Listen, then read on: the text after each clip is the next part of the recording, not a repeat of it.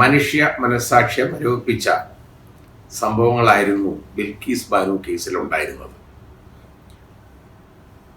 ഒരു കൂട്ടം നരാധവന്മാർ അഴിഞ്ഞാടുക. ആ അഴിഞ്ഞാടുന്നത് ആ അഴിഞ്ഞാട്ടം മൂലം ഒരു രാഷ്ട്രീയ പാർട്ടി അധികാരത്തിൽ വരികയാണ്. പിന്നെ അധികാരം പിടിച്ചു നിർത്താനും പറ്റി അവർക്ക്. ഗോദ്ര സംഭവത്തെ തുടർന്ന് ഉണ്ടായ കലാപമാണ്. അത് കലാപമെന്നൊന്നും നമുക്ക് പറയാൻ പറ്റത്തില്ല. നരഹത്യ, വംശഹത്യയാണ് അവിടെ നടന്നുകൊണ്ടിരുന്നത്. ആ രീതിയിൽ ബിൽക്കീസ് ബാനുവിൻ്റെ 5 മാസം ഗർഭിണിയായിരുന്ന ബിൽക്കീസ് ബാനുവിനെ ആക്രമിക്കുക എന്ന് പറഞ്ഞു കഴിഞ്ഞാൽ ആ സ്ത്രീയെ ബലാത്സംഗം ചെയ്യുകയാണ്. ഇവനൊക്കെ അമ്മയും പെങ്ങളും ഒക്കെ ഉള്ളതാണെന്നുള്ളത് ഓർക്കണ്ടേ? അത് ഓർക്കുന്നില്ല. ഇത് വേറെ ആരും ആയിരുന്നില്ല, ഈ ബിൽക്കീസ് ബാനുവിൻ്റെ വളരെ അടുപ്പക്കാര്, അതായത് ഒരേപോലെ അവിടെ താമസിച്ചുകൊണ്ടിരുന്ന അടുത്ത് അയൽക്കാരും ഒക്കെയാണ് ഇതുപോലെ ചെയ്തത്. ഒരു ബിൽക്കീസ് ബാനുവിനെ എപ്പോഴും പോയി കാണുന്ന ഒരു ഡോക്ടറുടെ മകൻ, അത് തുടങ്ങി അങ്ങനെയുള്ള ആളുകളൊക്കെയാണ് ഈ പ്രതികളെന്ന് പറയുന്നവർ. അവസാനം അവരെ അത് ചെയ്ത ആക്റ്റുകളെന്ന് പറയുന്നത് നമുക്ക് ആലോചിക്കുന്നു വയ്യ. ഇതിൻ്റെ കുഞ്ഞിനെയാണെങ്കിൽ ഒരു 3 വയസ്സുള്ള കുഞ്ഞിനെ പിടിച്ചിട്ട്, പെൺകുഞ്ഞിനെ പിടിച്ച് അതിനെ കാലെ പിടിച്ച് തൂക്കിയെടുത്തിട്ട് എൻ്റെ തല പാറയിലിടിച്ച് ചെതറിച്ച് കൊന്നതാണ്. അതേപോലെ തന്നെ 7 പേരെ ആ ഫാമിലിയിൽ ഉള്ള ആളുകളെ കൊല്ലുകയാണ്. കൊല്ലുന്നത് മാത്രമല്ല, ദേവർ ബിഹേഡഡ്, അവരുടെ ആ തല വെട്ടി മാറ്റി, ശിരസ് വെട്ടി മാറ്റിയതാണ്. കാരണം എന്താണെന്നറിയോ? എന്തിനാണെന്നറിയോ? അത് നമ്മൾ ആലോചിക്കട്ടെ. ശിരസ് വെട്ടി മാറ്റുമ്പോൾ ഒരാളെ ഐഡന്റിഫൈ ചെയ്യാൻ പറ്റുന്നില്ല, അതിനുവേണ്ടിയാണ്. എന്തായാലും അവര് ആ ശവശരീരങ്ങളുടെ ശിരസ് വരെ വെട്ടിമാറ്റി ഉപേക്ഷിച്ച് പോകുന്ന ഒരു സംഭവമാണ് അവിടെ ഉണ്ടായത്. ഈ കൂട്ടബലാത്സംഗത്തിനെതിരെയായ ഈ സ്ത്രീ, അവസാനം അവർക്ക് വസ്ത്രമില്ല. ഒരു ആദിവാസി സഹോദരി കൊടുത്ത ഒരു ഉടുപ്പ് ഇട്ടുകൊണ്ടാണ് അത് നേരെ പോലീസ് സ്റ്റേഷനിലേക്ക് പോയത്. പോലീസ് സ്റ്റേഷനിൽ പോയി പരാതി പറഞ്ഞപ്പോഴോ അവിടെ ഇരുന്ന പോലീസ് ഉദ്യോഗസ്ഥന് ഇതൊന്ന് എഴുതിയെടുക്കാനോ അതിന് വേണ്ടി എന്തെങ്കിലും ഒരു നടപടി എഴുതിയെടുക്കാൻ തയ്യാറായില്ലെന്നുള്ളതാണ്. ബലാത്സംഗത്തെക്കുറിച്ച് ഉള്ള പരാതി ചെന്ന് പറയുമ്പോൾ അത് എഴുതിയെടുക്കാൻ പോലും തയ്യാറല്ല, അത് റെക്കോർഡ് ചെയ്യാൻ തയ്യാറായില്ല എന്നുള്ളതാണ് നമ്മൾ കണ്ടത്. അവസാനം പിന്നെ കോടതികളുടെ ശക്തമായ ഇടപെടൽ മൂലമാണ് യഥാർത്ഥത്തിൽ ഈ കേസ് അത് കേസായിട്ട് മാറിയതും അതിലെ പ്രതികൾ പിടിക്കപ്പെട്ടു. പ്രതികളെ കോടതി, അതായത് ബലാത്സംഗം, അതുപോലെ തന്നെ ഇത്തരത്തിലുള്ള കൊലപാതകങ്ങൾ, അത് യഥാർത്ഥത്തിൽ റയറസ്റ്റ് എമംഗ് റയർ എന്ന് നമുക്ക് പറയാവുന്ന രീതിയിലുള്ള കൊലപാതകം തന്നെയാണ് ഇതെല്ലാം. പക്ഷേ അവർക്ക് കൊടുത്ത ശിക്ഷ എന്ന് പറയുന്നത് ജീവപര്യന്തമാണ്. ഇങ്ങനെയുള്ള കേസിനകത്തൊക്കെ ജീവപര്യന്തം, അതായത് പ്രത്യേകിച്ച് സ്ത്രീകളെയൊക്കെ ബലാത്സംഗം ചെയ്യുക എന്നൊക്കെ പറയുന്ന അങ്ങനെയുള്ള കേസുകളിനകത്തൊക്കെ വരുമ്പോൾ ഈ ലൈഫ് ഇംപ്രിസൺമെന്റ് എന്ന് പറയുന്നത് ഫോർ ലൈഫാണ്, നാച്ചുറൽ ലൈഫ് ഒരാളെ, അതാണ്. അപ്പൊ ഈ കേസിലെ പ്രതികൾക്ക് യവന്മാർക്ക് റെമിഷൻ കൊടുക്കണം. അതായത് സ്റ്റേറ്റിന്റെ പവർ 432 വകുപ്പ് അനുസരിച്ച്, CRPC അതനുസരിച്ച് സ്റ്റേറ്റ് പവർ എക്സർസൈസ് ചെയ്തിട്ട് ഇത് എങ്ങനെയെങ്കിലും ഇവർക്ക് റെമിഷൻ കൊടുത്ത് നേരത്തെ ഒന്ന് ഇറക്കണം. ആ നേരത്തെ ഇറക്കണം എന്നുള്ള ആ ഒരു കാഴ്ചപ്പാടിൽ അതിന് സ്റ്റേറ്റും കൂടെ ഒത്തു കളിച്ചെന്നുള്ളതാണ്. ഈ കേസിന്റെ വിചാരണ നടന്നത്, ഈ സംഭവം നടന്നത് ഗുജറാത്തിലാണെങ്കിലും വിചാരണ നടന്നത് മഹാരാഷ്ട്രയിലാണ്. അതിന്റെ കാരണം എന്താ? അവിടെ ഗുജറാത്തിൽ ഇതിന്റെ വിചാരണ പോലും വൃത്തിയായിട്ട് നടക്കത്തില്ല എന്നുള്ളതോ അറിയാവുന്നത് കൊണ്ടാണ് ബഹുമാനപ്പെട്ട സുപ്രീം കോടതി ഇതിന്റെ വിചാരണ മഹാരാഷ്ട്രയിലേക്ക് മാറ്റിയത്. അങ്ങനെ മഹാരാഷ്ട്ര കോടതി ആണ് ഇവരെ ശിക്ഷിച്ചതും ഈ ശിക്ഷ വിധിച്ചതും ഒക്കെ. ആ പോലീസ് ഉദ്യോഗസ്ഥൻ പോലും ശിക്ഷിക്കപ്പെട്ടു എന്നുള്ളതാണ് അയാളുടെ അലംഭാവത്തിന്. അപ്പൊ ഇങ്ങനെയുള്ള ഈ കേസിനകത്ത് യഥാർത്ഥത്തിൽ ആ പവർ എക്സർസൈസ് ചെയ്യണമെങ്കിൽ അത് മഹാരാഷ്ട്ര കോടതി ഗവൺമെന്റിന് മാത്രമേ പറ്റുള്ളൂ. മഹാരാഷ്ട്ര ഗവൺമെന്റിന്റെ അടുത്ത് അവർ നടപടി എടുക്കേണ്ട നടപടി അവസാനം നടന്നതോടെ അത് ഗുജറാത്തിലാണ്. അതിന്റെ കാരണം ഇതിലെ ഒരു പ്രതി, ആ ഒറ്റ പ്രതിയാണ് ചെയ്തേക്കുന്നത്. അയാൾക്ക് ഇതുപോലെ ഈ പ്രിമച്വർ റിലീസ് വേണം, പെർമിഷൻ എക്സർസൈസ് ചെയ്യണം എന്നുള്ള രീതിയിൽ സുപ്രീം കോടതി പോയിട്ട് ഫാക്ട്സ് എല്ലാം മറച്ചു വെച്ച് സുപ്രീം കോടതിയെ തെറ്റിദ്ധരിപ്പിച്ച് അന്ന് ഒരു ഓർഡർ അയാൾ സമ്പാദിക്കുന്നു. എന്നുവെച്ചാൽ അത് ഗുജറാത്തിലെ കോടതി എത്രയും പെട്ടെന്ന് ഇത് തീരുമാനം എടുക്കണമെന്നായി. അങ്ങനെയാണ് അന്നേരം എന്താ വീണ് കിട്ടിയ ഒരവസരമല്ലേ, എല്ലാ പ്രതികളുടെയും കാര്യം അങ്ങ് ഗുജറാത്ത് കോടതിക്ക് എടുത്തു. യഥാർത്ഥത്തിൽ അത് ഒരിക്കലും പറ്റുന്ന ഒരു കാര്യമല്ല.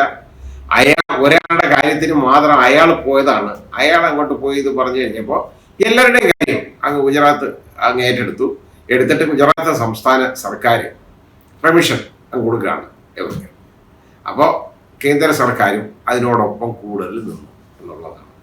ഇവിടെ പോലും രാഷ്ട്രീയം നമ്മളൊന്ന് കണ്ടു. ഇതായത് ഒരു സ്ത്രീയെ ഇതേപോലെ ഉള്ള രീതിയിൽ കൂട്ടബലാത്സംഗം നടത്തി അവരുടെ പിഞ്ചു കുഞ്ഞിനെ തറയിൽ ഇടിച്ച് തല ചിതറിച്ച് കൊല്ലുന്നു. ആ കുടുംബത്തിലെ 7 പേരെ കൊന്നിട്ട് അവരെ തല വെട്ടിയെടുത്ത് കൊണ്ടുവന്നു.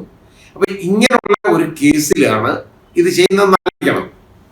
അപ്പോൾ അത് നമുക്ക് ആലോചിക്കേണ്ട ഒരു പ്രത്യേക കാര്യവും കൂടെ ഉള്ളത്, അതായത് നമുക്ക് ഈ റിവിഷൻ കൊടുത്തത് എന്നാന്നും കൂടെ ഒന്ന് ചിന്തിക്കേണ്ടതാണ്. നമ്മുടെ ഇന്ത്യൻ പ്രധാനമന്ത്രി ചെങ്കോട്ടയിൽ പതാക ഉയർത്തിയിട്ട് ഒരു പ്രഖ്യാപനം നടത്തിയല്ലോ. അതായത് എന്താ, നമ്മൾ എന്ത് വില കൊടുത്തും നമ്മുടെ സ്ത്രീകളുടെ മാനം സംരക്ഷിക്കണം. അന്നായി ഇത് ചെയ്തേക്കുന്നത് മാനം സംരക്ഷിച്ചാണ് കേട്ടോ. അതായത് കൂട്ടബലാത്സംഗത്തിനെതിരായ ഒരു സ്ത്രീക്ക് കിട്ടേണ്ട പരിരക്ഷയാണ് നമ്മൾ സമൂഹം ഇവർ കൊടുത്തേക്കുന്നത്. ഇവരുടെ ഈ രാഷ്ട്രീയക്കാരുടെയൊക്കെ വാചകങ്ങൾ പൊള്ളത്തരമല്ലേ മുഴുവൻ. എന്താണ് ഇവർ മനസ്സിലുള്ളത്? എന്താണ് ഇവരുടെ? ഒരിക്കലും ആർക്കും മനസ്സിലാക്കാൻ പറ്റത്തില്ല ഇവരുടെ മനസ്സിൽ എന്താണെന്ന്. കാരണം കള്ളത്തരങ്ങളും പൊള്ളത്തരങ്ങളും വഞ്ചനയുമാണ് ഇവരുടെയൊക്കെ മനസ്സിലുള്ളത്. ഇതുപോലെ കാര്യങ്ങൾ വിളിച്ചു പറഞ്ഞിട്ട് അടുത്ത നിമിഷം ചെയ്യുന്ന എന്താണ്?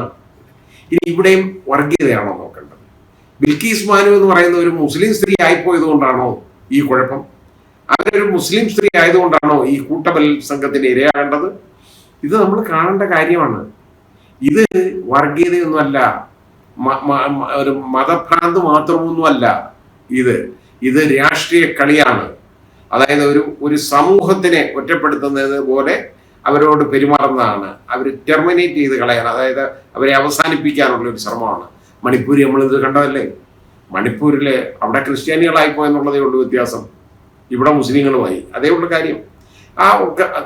ആ സഹോദരിമാരെ നമ്മൾ കണ്ടതല്ലേ. കുക്കി സമുദായത്തിൽപ്പെട്ട ക്രിസ്ത്യൻ സഹോദരിമാരെ അവരെ ബലാത്സംഗത്തിന് ഇരയാക്കിയിട്ട് റോഡിലൂടെ വസ്ത്രമില്ലാതെ പൂർണ്ണ നഗ്നരായിട്ട് റോഡിൽ കൂടെ അടിച്ചു നടത്തുന്ന കാഴ്ച നമ്മൾ കണ്ടതല്ലേ, വലിച്ചടിക്കുന്ന കണ്ടതല്ലേ.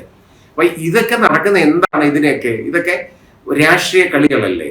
അതായത് സമൂഹത്തിലുള്ള മതത്തിന്റെ പേരിൽ ഈ ആളുകളെ വേർതിരിച്ച് കണ്ട് രാഷ്ട്രീയം ഉണ്ടാക്കിയെടുക്കാൻ വേണ്ടിയുള്ളതല്ലേ ഈ പണികളെല്ലാം. അത് നടന്നുകൊണ്ടിരുന്നേ. അത് അവിടുത്തെ മുഖ്യമന്ത്രി ആ സംഭവം അറിഞ്ഞില്ലെന്നാണ് പറയുന്നത്.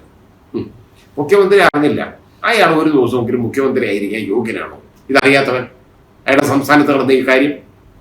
അപ്പൊ ഇതേപോലെയാണ് ഈ ബിൽക്കീസ് ബാനു കേസിൽ ഉണ്ടായത്. സുപ്രീം കോടതി ശക്തമായ ഇടപെടൽ ഉണ്ടായതുകൊണ്ട് മാത്രമാണ് ആ കേസ് ഇതുപോലെ ആയത്. അവസാനം പ്രതികൾ ശിക്ഷിക്കപ്പെട്ട പ്രതികളെ മാലയിട്ട് അവരെ അതായത് മാലയൊക്കെ ഇട്ട് സ്ത്രീകൾ അവർക്ക് ഏതാണ്ട് തിലകക്കുറിയൊക്കെ ചാർത്തി. കാരണം അത് സ്ത്രീകളെ കൊണ്ട് ചെയ്യിപ്പിക്കുന്നുണ്ടോ? ഒരു സ്ത്രീയെ കൂട്ടബലാത്സംഗം ചെയ്തവന്മാരാണ് ഇങ്ങനെ ആദരിക്കുന്നതെന്ന് ആലോചിക്കണം. വളരെ ആദരപൂർവ്വം ഇവരെ ഇറക്കിക്കൊണ്ടുവന്ന് നെറ്റിയിൽ തിലകക്കുറിയൊക്കെ ചാർത്തി, അത് സ്ത്രീകളെ കൊണ്ടാണ് ചാർത്തിച്ച് ആനതി ഒഴിഞ്ഞ് മാലയിട്ടാണ് ഇവരെ സ്വീകരിച്ചിരിക്കുന്നത്. കാരണം രാജ്യത്തിന് വേണ്ടി വലിയ സേവനം നടത്തിയവന്മാരല്ലേ അവന്മാര്. വലിയ സേവനമല്ലേ അവന്മാരുടെ ഭാഗത്തുനിന്നുണ്ടായത്. ഇതേപോലുള്ള വൃത്തികെട്ടവരെ, അക്രമികളെ, ഇതേപോലുള്ള കൊലപാതകികളെ, ബലാത്സംഗ വീരന്മാരെ സംരക്ഷിക്കുന്ന നയമാണോ ഈ ഗവൺമെന്റുകൾ എടുക്കേണ്ടത്? അത് ഗുജറാത്ത് ഗവൺമെന്റ് ആയാലും കേന്ദ്ര ഗവൺമെന്റ് ആയാലും അതാണോ ചെയ്യേണ്ടത്? നമ്മുടെ ഗുസ്തി താരങ്ങളുടെ സംഭവം നമ്മൾ കണ്ടതല്ലേ. അവര് ഒരു പീഡന വീരനെതിരായിട്ട് അവര് തെരുവിൽ സമരം ചെയ്തു. എത്രയോ ദിവസം സമരം ചെയ്തു. ആളുകൾ ഗുസ്തി അവസാനിപ്പിച്ചു. ഇപ്പോഴും അവർക്ക് നല്ലത് കൊടുക്കാൻ പറ്റും. ഈ സഹോദരിമാരുടെ മാനം രക്ഷിക്കണം, ബേട്ടി ബച്ചാവോ എന്നൊക്കെ പറയുന്ന ആളുകൾ ആണോ ഇത് ചെയ്യേണ്ടത്? അപ്പൊ അവര് ആ ഗുസ്തി താരങ്ങളുടെ വിലാപങ്ങളെന്നെല്ലാം പറയുന്നത് വനരോധനങ്ങളായിട്ട് മാറിയല്ലേ നമ്മുടെ നാട്ടിൽ. അവര് ഇത്രത്തോളം ഇന്ത്യക്ക് യശസ് ഉണ്ടാക്കി തന്നാണ് ഈ ഫീൽഡിൽ. ഈ കഴിഞ്ഞ ഒളിമ്പിക്സിന് നിറം മങ്ങിപ്പോയല്ലോ ഗുസ്തിയാണ്. ബാക്കിയൊക്കെ ആളുകൾ കയറി വന്നു. ഗുസ്തിയുടെ നമുക്ക് കിട്ടാനുള്ള മെഡലുകളൊന്നും കിട്ടിയില്ല. അതിന്റെ കാരണം എന്താണെന്നറിയോ? ഇവരെ മനസ്സ് മരവിച്ചു പോയി, മടുത്തുപോയി. അവരുടെ മനസ്സ് മനം മടുത്തു. മനസ്സിന് ശക്തിയില്ലെന്നുണ്ടെങ്കിൽ ആർക്കും പ്രതികരിക്കാൻ ഉള്ള ശേഷി ഉണ്ടാകത്തില്ല. ആ മനഃശക്തി, അതിനുള്ള ആ കഴിവ്, മനസ്സിനുള്ള ആ കഴിവ് ഇല്ലാത്തത് കൊണ്ടാണല്ലോ ഈ ബ്രിട്ടീഷുകാർ നമ്മളെ ഇത്രയും വർഷങ്ങൾ അടിച്ചമർത്തി ഭരിച്ചത്. കാരണം അവർ ഇന്ത്യക്കാരുടെ മനസ്സിന് ബലമില്ല, അതാ കാര്യം. ആ ദൗർബല്യം മുതലെടുത്താണ് അവർ ഭരിച്ചത്. നമുക്ക് ഇവിടെ ശക്തിയില്ല എന്നുള്ള ഒരു തോന്നൽ വന്നതുകൊണ്ടാണ് അവസാനം ഗാന്ധിജിയെ പോലെ അർത്ഥനഗ്നായ ഒരു മനുഷ്യൻ മുമ്പോട്ട് വന്നപ്പോൾ ആണ്, അതായത് അവസാനം നിവൃത്തിയില്ലാതെ ഇന്ത്യക്ക് സ്വാതന്ത്ര്യം കൊടുക്കേണ്ട ഗതികേട് വന്നത്. അത് നമ്മൾ മനസ്സിലാക്കിയെടുക്കണം. എന്ന് പറയുന്നത് പോലാണ് മനസ്സിന് ശക്തി ഇല്ലാതാവുമ്പോൾ ഒരു പ്രശ്നവും നമുക്ക് നേരിടാൻ പറ്റുന്നില്ല. ഇവിടെ എന്തേ മനുഷ്യന്റെ മനസാക്ഷി ഇങ്ങനെ മരവിച്ചു പോകുന്നത്, ഇതുപോലെ മരിച്ചു പോകുന്നത്? ഇതുപോലുള്ള ആളുകളെ, ഈ അധമന്മാരെ, ഇവരെ ഇറക്കി വിടുന്ന പ്രിമച്വർ റിലീസ് കൊടുക്കുന്നതാണോ രാഷ്ട്രീയ നയം? അവര് മൂലം അധികാരത്തിൽ വന്നതുകൊണ്ടായിരിക്കാം അവരോട് ഈ വിധേയത്വം ഗവൺമെന്റുകൾക്കുള്ളത് എന്ന് കരുതാം.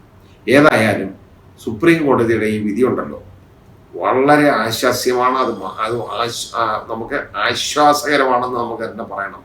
നമ്മുടെ നാട്ടിലെ ഇങ്ങനെയുള്ള കാര്യത്തിന് ചോദിക്കാൻ ഇവരൊക്കെ ഉണ്ട്, ജുഡീഷ്യറി ഉണ്ട് എന്നുള്ള ഒരു ഒരു ഒരു ഒരു നമുക്ക് അതിനുള്ള ഒരു ഉദാഹരണമായി ഈ കേസിനെ നമുക്ക് കരുതാം. ഈ സുപ്രീം കോടതി വിധിയെ കരുതാം. വളരെയധികം, അതായത് നമ്മുടെ നിയമവാഴ്ചയ്ക്ക് വളരെയധികം മുതൽക്കൂട്ടായിരുന്ന ഒരു വിധി തന്നെയാണ് ഇത്. തെറ്റ് പറ്റിയാൽ തിരുത്താൻ ഇവിടെ ആളുകൾ, ഭരണകൂടം തയ്യാറല്ലെങ്കിൽ പോലും കോടതി അത് ചൂണ്ടിക്കാണിച്ചിട്ട് അവർക്ക് തെറ്റുപറ്റിയാൽ അവർ തിരുത്താൻ തയ്യാറാണ് എന്നുള്ളത് തന്നെ കാണിച്ചതാണ്. കാരണം ഒരു ബെഞ്ച് ഈ ഗുജറാത്ത് ഹൈക്കോടതിക്ക് ഗുജറാത്ത് ഗവൺമെന്റിനോട് കൊടുത്ത ഡയറക്ഷൻ, ഈ ഒരു പ്രതിക്ക് വേണ്ടി കൊടുത്ത ഡയറക്ഷൻ എല്ലാ പ്രതികൾക്കുമായിട്ട് അവരെടുത്തപ്പോൾ ഈ സുപ്രീം കോടതിയെ തെറ്റിദ്ധരിപ്പിച്ച് ഇതുപോലൊരു വിധി വാങ്ങിയതാണ്, അങ്ങനൊരു ഉത്തരവ് വാങ്ങിയതാണ്, ആ ഉത്തരവ് നിലനിൽക്കുന്നതല്ല എന്ന് പറയാനുള്ള ധൈര്യം അടുത്ത ബെഞ്ച് കാണിച്ചെന്നുള്ളതാണ്. അപ്പൊ അത് തെറ്റാണെങ്കിൽ തെറ്റ് തിരുത്താൻ ഞങ്ങൾ തയ്യാറാണ് എന്നുള്ളതും സുപ്രീം കോടതി എടുത്ത ഒരു നിലപാട് വളരെ വളരെ ആശ്വാസകരമായൊരു നിലപാടാണ്. അത് പ്രകീർത്തിച്ചേ മതിയാവൂ. ഒരു ചരിത്ര വിധി എന്ന് തന്നെ ഈ വിധിയെ നമുക്ക് വിശേഷിപ്പിക്കാൻ പറ്റും.